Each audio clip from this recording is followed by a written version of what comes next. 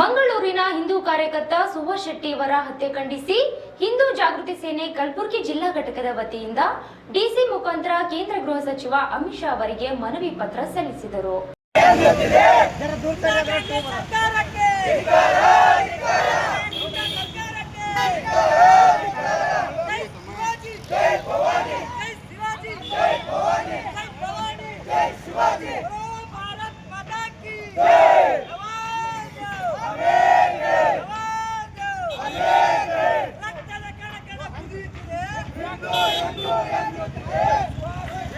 ತಮ್ಮ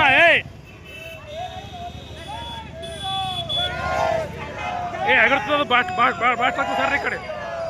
ಏನಿದು ರಾಜ್ಯ, ಏನಿದು ರಾಜ್ಯ, ಗುಂಡಾ ರಾಜ, ಗುಂಡಾ ರಾಜ, ಏನಿದು ರಾಜ್ಯ, ಏನಿದು ರಾಜ್ಯ, ಗುಂಡಾ ರಾಜ, ಗುಂಡಾ ರಾಜ, ಭ್ರಷ್ಟ ಕಾಂಗ್ರೆಸ್ ಸರ್ಕಾರಕ್ಕೆ ಧಿಕ್ಕಾರ, ಧಿಕ್ಕಾರ, ಗುಂಡಾ ಕಾಂಗ್ರೆಸ್ ಸರ್ಕಾರಕ್ಕೆ ಧಿಕ್ಕಾರ, ರಕ್ತದ ಕಣಕ್ಕೆ ಗೋಲಿ ಮಾರೋ ಸಾಲೆ को अमर रहे सुभाष शेट्टी अमर है, अमर रहे सुभाष शेट्टी अमर है, जय श्री राम, जय श्री राम, जय श्री राम, जय श्री राम. ರಕ್ತದ ಕಣ ಕುದಿಯುತ್ತಿದೆ, ಹಿಂದೂ ಹಿಂದೂ ಎನ್ನುತ್ತಿದೆ, बोलो भारत माता, ಹಿಂದೂ ಎನ್ನುತ್ತಿದೆ, ಗೋಲಿ ಮಾರೋ ಸಾಲೆ को, देश के गद्दारों को, ಗೋಲಿ ಮಾರೋ ಸಾಲೆ को, देश के गद्दारों को, ರಕ್ತದ ಕಣ ಕುದಿಯುತ್ತಿದೆ, ಹಿಂದೂ ಹಿಂದೂ ಎನ್ನುತ್ತಿದೆ, ರಕ್ತದ ಕಣ ಕುದಿಯುತ್ತಿದೆ, ಹಿಂದೂ ಹಿಂದೂ ಎನ್ನುತ್ತಿದೆ. ಸುಭಾಷ್ ಶೆಟ್ಟಿ ಅಮರ್ ರಹೇ, ಅಮರ್ ರಹೇ, अमर है, अमर है, ಸುಭಾಷ್ ಶೆಟ್ಟಿ ಅಮರ್ ರಹೇ, ಅಮರ್ ರಹೇ, अमर है, अमर है, ಸುಭಾಷ್ ಶೆಟ್ಟಿ ಅಮರ್ ರಹೇ, ಅಮರ್ ರಹೇ, अमर है, अमर है, ಸುಭಾಷ್ ಶೆಟ್ಟಿ ಅಮರ್ ರಹೇ, ಅಮರ್ ರಹೇ, अमर है, अमर है.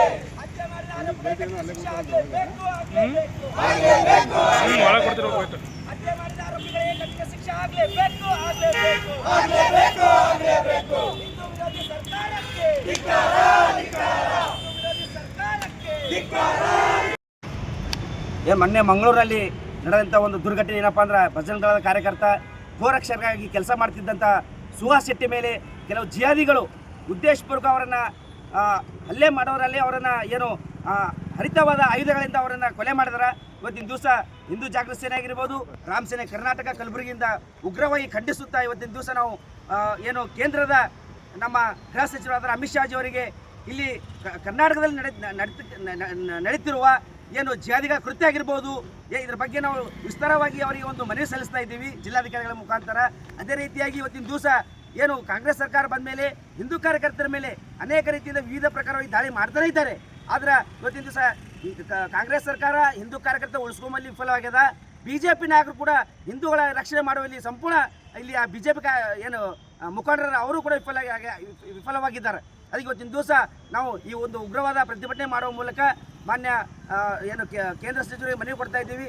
ತಕ್ಷಣ ಏನು ಸುಭಾಷ್ ಶೆಟ್ಟಿ ಮೇಲೆ ಏನು ಹತ್ಯೆ ಮಾಡಿದಂಥ ಆರೋಪಿಗಳಿಗೆ ಕಠಿಣ ಶಿಕ್ಷೆ ಕೊಡಬೇಕು, ಅವ್ರನ್ನ ಎನ್ಕೌಂಟರ್ ಮಾಡಬೇಕು.